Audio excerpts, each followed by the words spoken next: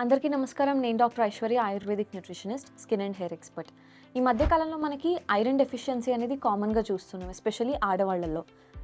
ఈ iron deficiency తినే ఆహారంలో ఐరన్ సరిగా లేకపోవడము అండ్ ఐరన్ ఉన్నా కూడా బాడీ సరిగా అబ్జార్ప్షన్ చేసుకోలేకపోవడం వల్ల కూడా మనకి ఐరన్ డెఫిషియన్సీ అనేది చూస్తూ ఉంటాము.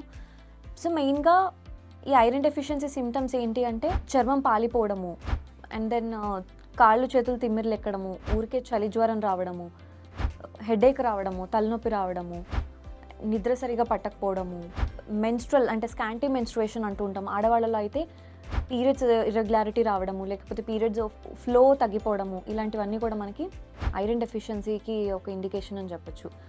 ఐరన్ మరి ఎలాంటి ఫుడ్ సోర్సెస్లో మనకి ఐరన్ ఎక్కువగా లభిస్తుంది అంటే ఆకుకూరల్లో ఐరన్ ఎక్కువగా ఉంటుంది, ఎస్పెషల్లీ తోటకూర మనకి ఐరన్ రిచ్ అని చెప్పొచ్చు. గోంగూరలో కూడా మనకి ఐరన్ ఎక్కువ లభిస్తూ ఉంటుంది. ఎస్పెషల్లీ ఫ్రూట్స్ అండ్ వెజిటేబుల్స్లో మనకి దానిమ్మలో కానీ, యాపిల్లో కానీ, ఖర్జూరాల్లో డ్రై ఫ్రూట్స్లో అయితే మనకి ఖర్జూరాలు కానీ, నట్స్ అండ్ సీడ్స్లో కూడా మనకి ఐరన్ లెవెల్స్ అనేవి పుష్కలంగా ఉంటాయి.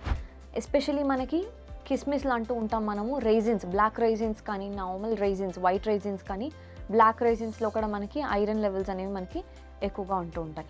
సో ఇట్లాంటి ఫుడ్స్ మనం డైలీ ఇంక్లూడ్ చేసుకోవడం వల్ల మనం తినే ఆహారంలో ఐరన్ డెఫిషియన్సీ నుంచి బయటపడవచ్చు.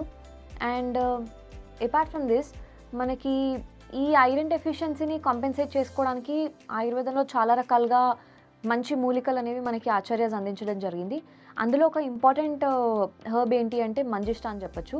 సో ఎవరికైతే ఐరన్ డెఫిషియన్సీతో బాధపడుతూ ఉన్నారో, రిపీటెడ్గా స్కిన్ ఇష్యూస్తో బాధపడుతూ ఉన్నారో, హెయిర్ ఫాల్తో బాధపడుతూ ఉన్నారు, వీళ్ళందరికీ కూడా మనకి మంజిష్ట అనేది ఒక మంచి యూస్ఫుల్ హర్బ్ అని చెప్పొచ్చు. ఇలాంటి కేసెస్లో మంజిష్ట మనం మూలికలు బయట ఆయుర్వేదిక్ స్టోర్స్లో దొరుకుతూ ఉంటాయి మనకి. అవి మనం తెచ్చుకొని గోరువెచ్చటి నీళ్ళలో నైట్ అంతా నానబెట్టేసి కచ్చపచ్చగా నల్లకొట్టి next day morning empty stomach మనం ఈ ఫిల్టర్ చేసిన వాటర్ ఎప్పుడైతే మనం తీసుకోవడం స్టార్ట్ చేస్తామో ఐరన్ లెవెల్స్ అనేవి ప్రాపర్గా మెయింటైన్ అవ్వడమే కాకుండా బ్లడ్ని హెల్దీగా పెట్టడంలో మంజిష్ట చాలా బాగా తోడ్పడుతుంది.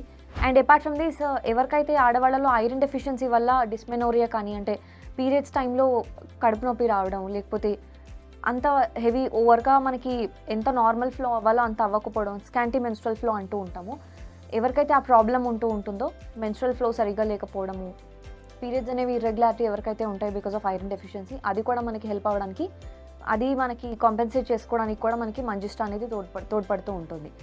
And apart from this iron deficiency ఉన్న వాళ్ళకి రెగ్యులర్గా మనం హైబిస్కస్ అనేది మనకి మందార పూలు అనేది చాలా పాత పద్ధతి. ఇది మన పూర్వీకులు వాడేవాళ్ళు. ఈ మందార పువ్వుతో చట్నీలు కానీ కూరగాయలు వంటల్లో మనకి మందార పువ్వు అనేది మనము వాడుకలో ఉండేది. మనకి రాను అనేది తగ్గిపోవడం జరిగింది.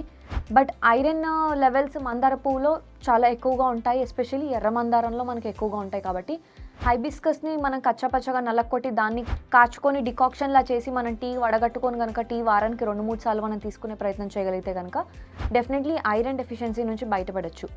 And apart from these beetroots, carrots లాంటివి మనము డైలీ ఆహారంలో ఇంక్లూడ్ చేసుకున్న, బెల్లం ఎక్కువ తీసుకునే ప్రయత్నం చేసినా కూడా ఐరన్ డెఫిషియన్సీ నుంచి మనం చెక్ పెట్టచ్చు.